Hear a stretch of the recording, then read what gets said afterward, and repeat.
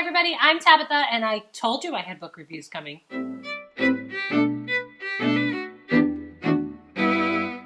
Regular watchers of this channel will already know this, but I do book reviews every time I've read 5 books. You should know that I don't read just one specific age category or genre. I'm actually a reader of pretty much anything. So I will make sure to tell you what age category, what genre it is, and more importantly, what kind of readers I think will love the book that I'm reviewing. I do use a 5-star rating system to review all my books, so I'd like to take a quick second to tell you about that system. 5-star ratings are reserved for books that I absolutely love, that I think transcend genre. In other words, you might love this one even if you don't normally read the genre it's written in. 4-star books, on the other hand, are books that I absolutely love and think are great books, but they're more specific to the genre they are written for. 3-star ratings are for books that I think are good books, but they have a really niche audience. You might not love this one, even if you normally read this genre. 2-star ratings are the ratings I reserve for books that I think are problematic. I do try to explain some of the problems in the what I didn't love section so that you know if it's the kind of thing that would really bother you or not. 1-star rating, on the other hand, are reserved for books that I honestly didn't enjoy and can't recommend. They're just not for me. All right, with that out of the way, let's get to the reviews. This next book was the book on my TBR with the highest reader average on Goodreads. The next book I read in the month of March is To Be Honest by R. Tim Morris. This book was published in 2019 by Empire Stamp. It is an adult age category contemporary book, and it is 322 pages. This was the highest rated book on my TBR before the month started, and I did receive an ebook from the author in exchange for this honest review. Your synopsis. Chester K. Eddy has decided to start an honesty movement. He will tell the sometimes painful truth at all times. Follow along to see what this poor, failed actor deals with as a result of his honesty movement. What didn't I like about this book? The first thing I didn't like about this one was the ending. I felt like this book could have ended one chapter before it did, but remember, I'm the kind of reader who doesn't need or even necessarily like a happily ever after Bowser Roger story kind of ending, and I'm aware I'm in the minority there. The second thing I didn't like about this one is Melissa. As a character, I wasn't a big fan of hers, and I just wasn't sure why Chester was so obsessed with her, and I was kind of rooting for him to move on, which didn't really seem like it was the point of the story. The third thing I didn't like about it is there's a scene with a dinosaur. The whole scene didn't work for me. I just wish it hadn't been there. That's the best I can tell you without spoilers. So what did I like about this one? Well, the first one, and this is a big one, is that this book follows an anti-hero. So if you know me, this isn't going to surprise you to hear that I like anti-heroes because I like morality questions. I like when a book makes me consider a morally gray character and wonder whether there truly is good or bad to them. I love that. And an anti-hero really is that, right? Because they're this person you're following who is the hero of the story, but they're not really a hero. And they're not somebody you would have ever called a hero. So it's fun. Chester is that. He's obnoxious and he's dark and he's broken, but somehow you're rooting for him to succeed anyway. And I like that. Second thing I liked about the story is the whole idea of an honesty movement was really cool. Chester's idea, although it didn't exactly work out the way he wanted, because then it wouldn't be a good story, the idea itself is noble and I applaud him for trying. The third thing I liked about this story is it's funny. It's accidentally funny on a lot of occasions. Chester's life is a mess. He's a mess, but there's some times when you can laugh at it and even when Chester can laugh at it, and that's pretty cool. So who do I think should read this one? If you're a contemporary fan who likes or think you would like stories about anti-heroes, give this one a try. If you're a reader who likes to laugh at the misfortune of characters who make big mistakes, I think you're going to like this one. My rating? I gave this one 3 stars. This one will appeal to contemporary fans who like anti-heroes or who can laugh at the misfortune of others. So you really have to be in that niche of that kind of contemporary fan, and then you're going to love this one. So 3 stars for To Be Honest by R. Tim Morris. This next book was recommended based on my most recent 5-star read before the month started. The next book I read in the month of March was Clean Getaway by Nick Stone. This is a middle grade contemporary story. It is a 2020 release by Crown Books for Young Readers, and it was 240 pages. This book came out in January of 2020, so it's a very new release. This title was recommended based on my recent 5-star review of Don't Check Out This Book, which was the last 5-star book I read in February. Your synopsis. Scoob and his grandma are going on an unplanned road trip. They're visiting sites that may help him understand the history of segregation in the South. Along the way, he may learn more about his grandma than he expected. So what didn't I like about this one? Well, the first one is that the language is rough in some spots, and it's mostly dialogue, I think. Most of the time it's perfectly fine, but there were a few times where I had to stop and reread the sentence because it was awkward or cumbersome. It wasn't a huge problem, it was just something I noticed. Second thing I didn't particularly like about this one, and this one's a little bit bigger, is that it lacked a serious, strong moral. I would say if this was a young adult or adult book, that wouldn't bother me. I have no problem with a young adult or an adult book that doesn't have an obvious moral.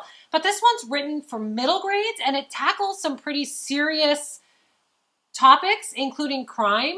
And so I felt like it needed a more obvious moral lesson for kids who are reading it when we're dealing with such big topics like that. And I just didn't feel like we got those. That was really disappointing. The third thing I didn't like about this one, and I expected to like her, so this was a problem, is I didn't like Grandma. Going into it, I thought I was going to like her, and on the surface, she seems like the kind of character that I would totally go for. But I feel like her underlying message and her intent on this road trip just ruined her for me. Again, I keep coming back to the message. What message were we trying to teach middle school kids by having the grandmother, the adult that you look up to in this situation, make some of the choices she made and bring her grandson along for this? I can't say more than that without spoilers, but that was disappointing. So what did I like about this story? There was a lot to like. The biggest one is that the history and the moments where Grandma was able to capture the history of the civil rights movement, that worked really well. We're delving right into those main issues, and I loved those moments, and I loved Grandma's take on them and how she was interjecting, how she felt. Scoob doesn't seem like he completely understands the civil rights movement, and I thought it was really nice to have Grandma bring that to him. So I loved those moments. Second thing I liked about this story is Scoob as a character. He is a great kid.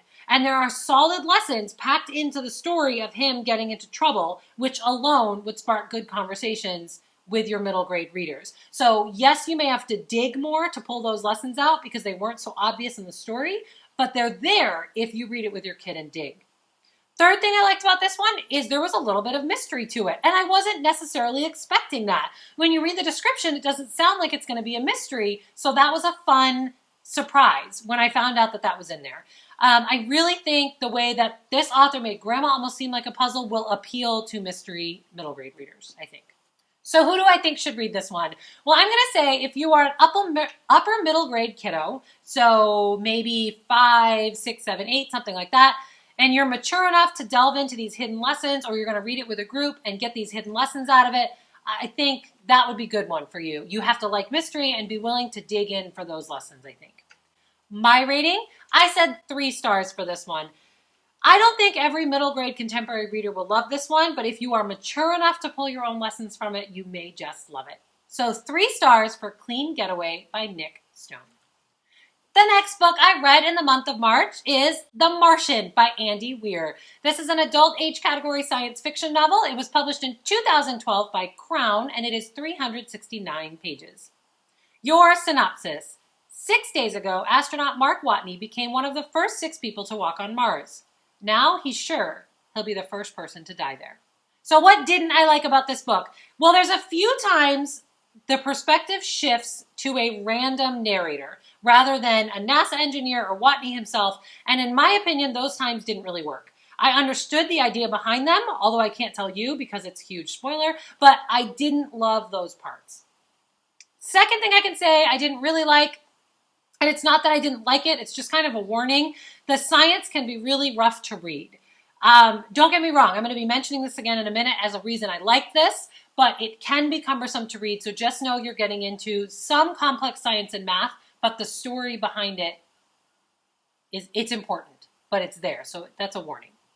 So what did I like about this story? Well, let's go right back to it. The accuracy of the science and the math is what makes this book brilliant. So yes, I mentioned that it's cumbersome to read, but it is excellent to see real science and real math featuring in a science fiction. That's so cool. I read a lot of science fiction, and although sometimes we borrow real facts, sometimes we try to make up our own or push things beyond where it needs to go. This book tried to stay grounded in what is realistic, and I thought that was really, really cool.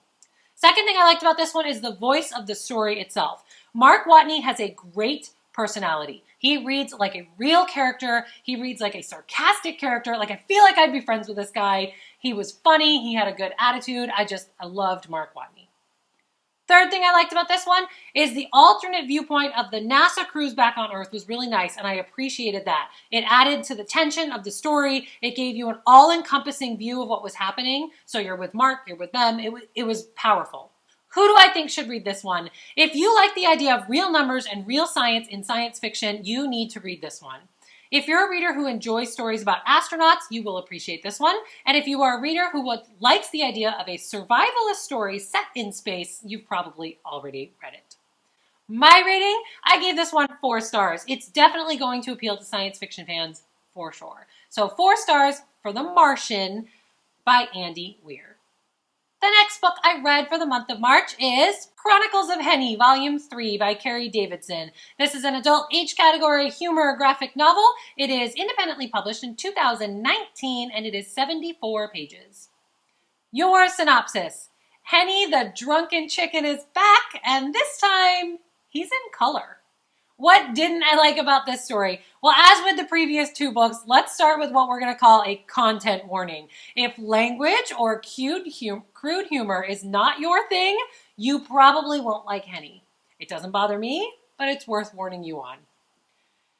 The second thing I didn't particularly like about this one is there are a few, and I'm talking maybe 2 spots, where the dialogue or the speech bubbles were a little hard for me to read. I was able to pull it closer and squint at it, and it wasn't a problem, but just be aware that that came up again. The third thing I can say I didn't like about this one is I'd heard some of these jokes this time. It wasn't a huge problem, but it's worth mentioning. Some of these jokes you may have heard. So what did I like about this one? Something about these storylines in this third one appealed to me even more this time around than the last 2.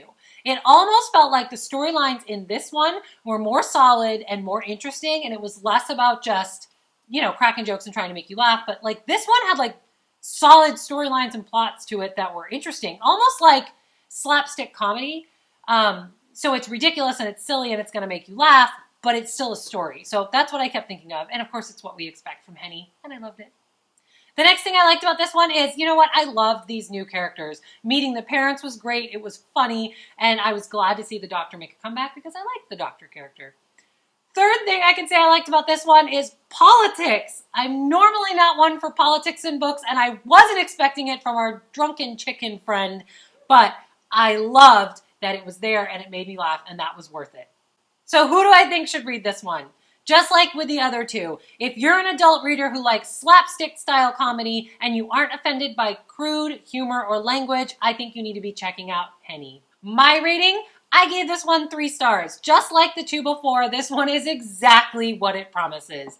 3 stars for Chronicles of Henny, Volume 3 by Kerri Davidson. The last book I read in the month of March is Cast in Blood by Michelle Rabe. This is an adult age category fantasy novel. It was independently published in 2013, and it is 283 pages. I received an audiobook from this author in exchange for this honest review. Your synopsis. Morgan Blackstone is not your ordinary club owner, even though she may look like one. She's a vampire, and she's being hunted. So what didn't I like about this one? Well, the first one, and this is unfortunately kind of a big one, is pacing.